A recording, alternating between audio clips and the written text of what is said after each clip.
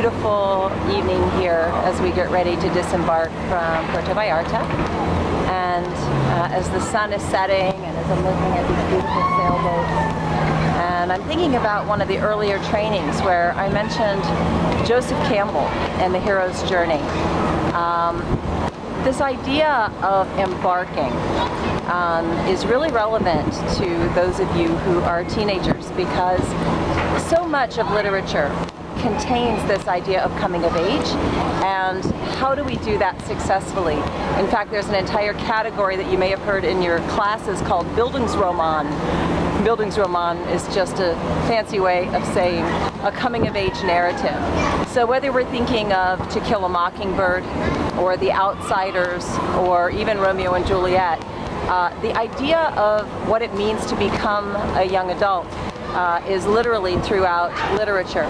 Now, one of my favorite journey stories is actually not about a young person coming of age, but about an adult. And many of you have read the story of the Odyssey.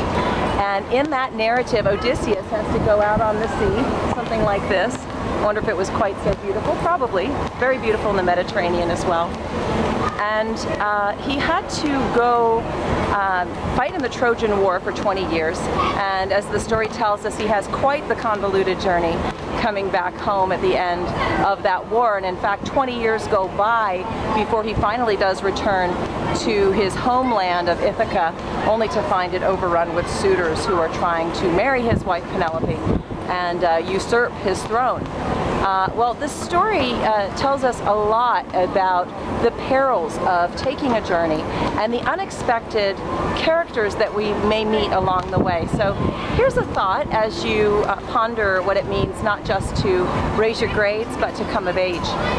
Think about the story of Odysseus. Now, he's an adult in that story, but look at the unexpected ways that life or fate, or as some have argued, the gods on Mount Olympus, impact his ability to do what he originally intends to do in that story. His initial intention, of course, is to get right home to his wife, but for 20 years, he and his men are blown about by the wind, or they are challenged by the sirens, or by Scylla and Charybdis, you know, the hydra-headed monster that wants to consume them, or this whirlpool. So all these things obviously are metaphoric, and I want you to think about the fact that the journey that lies ahead is a journey that you don't really know what you're in for. None of us do. Life doesn't give us many assurances, except that the sun will generally rise in the east and set in the west. And what happens underneath that sky in between is really in some measure up to us, and in other measure up to the fates. So it is really, really important that you set what we can think of as your rudder of your ship, of your life, with a great intention. There are going to be things you can control, there are going to be things you can't control. But what you can control is your commitment to excellence, your commitment to understanding the world in which you live. School has a really important purpose. School is the place we hope that you begin to find out who you are. And who you are is someone that doesn't exist anywhere else on this planet, and has never existed and will never exist again. So it's very, very important for you to fully realize your potential on this planet, that you avail yourself of the information that really can only be found in classrooms, and also, I suppose, in life experience. Certainly, I would say that if you wanted to go for a walk, let me turn this camera around, take a look at how pretty this is. We've got some mountains over here. If you wanted to go for a walk in nature up in the mountains, you I'm sure could learn all kinds of things just by communing one-on-one with nature. But there are things that other people have figured out that you don't have to invent, and you can learn, as we say, from other people's mistakes or other people's adventures. We can think about Odysseus, we can think about what it's like to be out at sea. Such a beautiful evening. There's a breeze blowing, it's really pretty here. When the sun sets, you want to know that you've really given the journey everything that you had to give it. And you don't want to look back with regrets. And you want to make it home safely, as Odysseus was fortunate enough to do.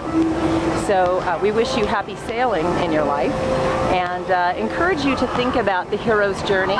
Again, I say to you, Joseph Campbell, Joseph Campbell, Joseph Campbell, his life's work. In fact, friend him on Facebook. He's been dead for a number of years, but you can find PBS documentaries that will inform you, and they even post Facebook updates with quotes from his books over the years, where you begin to understand that in terms of mythology and in terms of lots of different cultures, there are so many parallels and so many ways that you can learn from multiple cross-cultural and throughout history examples of people living their lives in specific ways that led them either to joy or to peril. And we wish you joy. So study hard, read a lot, pay attention, and go out there and have a great journey. Happy sailing.